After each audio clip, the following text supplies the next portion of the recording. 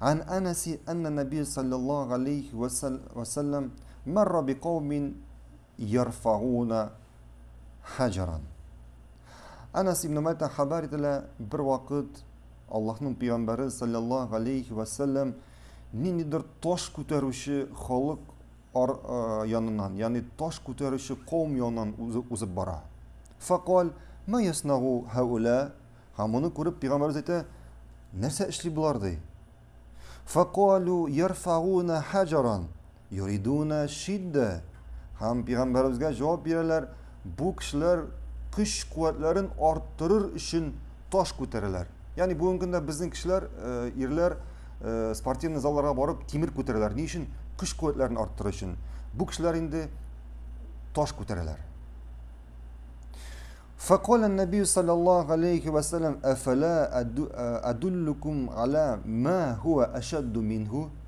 Ham shundan so'ng Peygamberimiz aytdi, men sizga bu kishilardan da kuchliroq bo'lgan kishi turida xabar etingmi deydi. الذي أو كلمة نحوها الذي يملك نفسه عند الغضب. Yani Peygamberimiz aytdi, men sizga bulardan da kuchliroq bo'lgan kishi turida xabar etingmi deydi. Ya'ni shunga ishonsizlar aytdi, ol da bo'lsa oshuvi chiqqanda oshuvini tutib qoluvchi kishi bulardan da kuchliroq deydi. وفي رواية أن النبي صلى الله عليه وسلم مر بقوم يسترغون. Hamindi ikinci rivayette haber ettiler. Bir vakit Peygamberimiz sallallahu aleyhi ve sellem kurashuvchi kishilar yanından uzib bora. فقال ما هذا? Bunu kurash narsa bu deydi. قالوا يا رسول الله هذا فلان سريع ما يسارع أحدا إلا سرعه.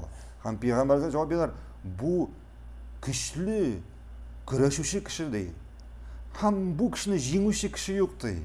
Bir kishi da bu kishini jenga olmaydi kurashganda.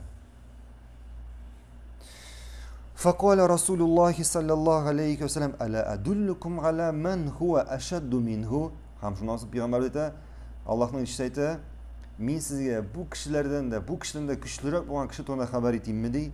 Rajulun zalamahu rajulun fakazama g'ayzahu fag'alabahu va g'alaba shaytanahu va g'alaba shaytana sohibihi.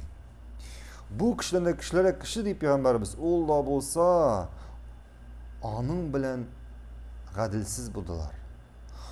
Ona zulmlik ko'rsatdilar.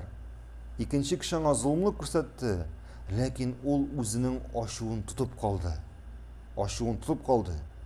Kishiga biz zulmlik ko'rsatgach kishining oshuvi chiqa. Ham shu sababli o'zining oshuvini jengdi, ham o'zining shaytonini jengdi. O'zining shaytonini jengdi, ham ona zulmlik ko'rsatgan kishining shaytonini jengdi. Shunga ko'ra kuchli kishi temir ko'taruvchi, ya'ni kishilarni sug'ishganda jenguvchi, kurashganda zo'r badanli bular kuchli kishi deb sanalmaydi. Demak, kuchli kishi deb kim sanaladi? Oshuvi chiqqanda o'zining oshuvini tutib qolishi.